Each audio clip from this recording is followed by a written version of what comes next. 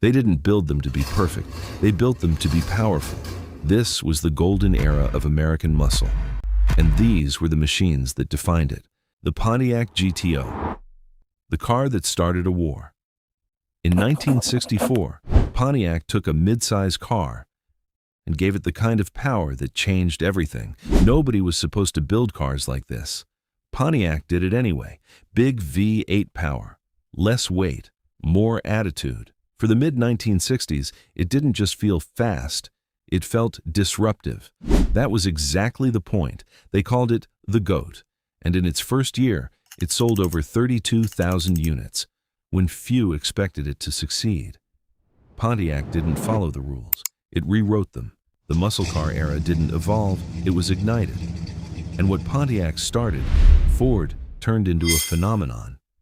The Ford Mustang Fastback, the car that made muscle cars accessible. In 1965, Ford took everything America wanted, power, style, and attitude, and priced it where anyone could dream.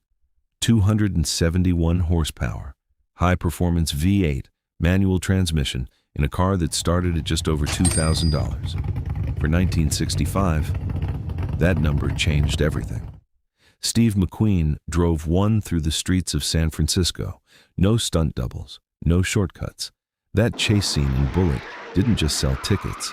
It sold a generation on the idea of the Mustang.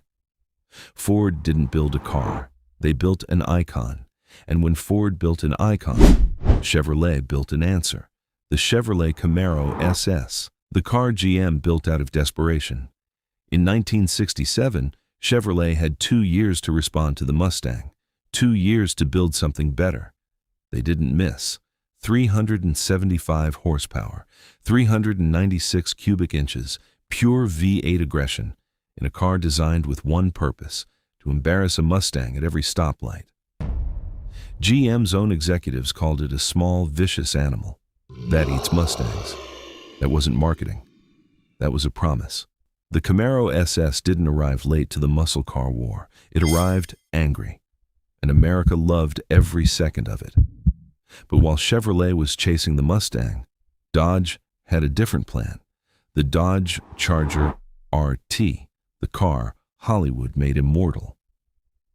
In 1969, Dodge built a machine so aggressive, so unmistakably American, that it didn't need a movie to be noticed.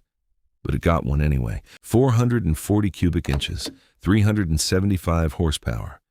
A V8 so loud, it announced itself before you saw it coming. Bullitt had the Mustang. Vanishing Point had the Challenger. But the Dukes of Hazzard gave the Charger something neither of them had. A generation of kids who grew up wanting one.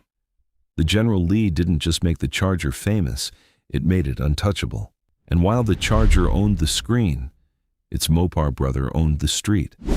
The Oldsmobile 442, the muscle car that most people forgot, and the ones who remember never will. Born in 1964 as GM's answer to the GTO, the 442 didn't shout for attention. It earned it. 455 cubic inches, 500 pound-feet of torque. In 1970, that number made it the pace car at the Indianapolis 500. Not a tribute, not a replica. The actual pace car. They built a gold and white version for the public to buy. Oldsmobile called it a limited edition. Collectors today call it untouchable. The 442 never had the fame of the Mustang or the Charger. But on the right road, on the right day, it didn't need it. And then there was the car that took muscle to its most brutal extreme, the Plymouth Hemi Cuda, the rarest, most brutal thing Mopar ever built. In 1970, Plymouth took the Barracuda, a car born from a family compact, and dropped a 426 cubic inch Hemi under the hood. Nobody saw it coming. 425 horsepower, 490 pound-feet of torque. In 1970, only 666 were ever built with that engine. 666 Hemi Cudas. That number was never an accident. A 1971 Hemi Cuda convertible sold at auction for $3.5 million. No other muscle car has ever sold for more. The Cuda didn't outlast the Mustang, didn't outsell the Camaro, It didn't need to. It just needed to exist. And the world never forgot it. They didn't die because they ran out of power. They died because the world ran out of patience, regulations, insurance, oil crisis. One by one, the V8S went silent. The golden era lasted less than a decade, but the sound never left.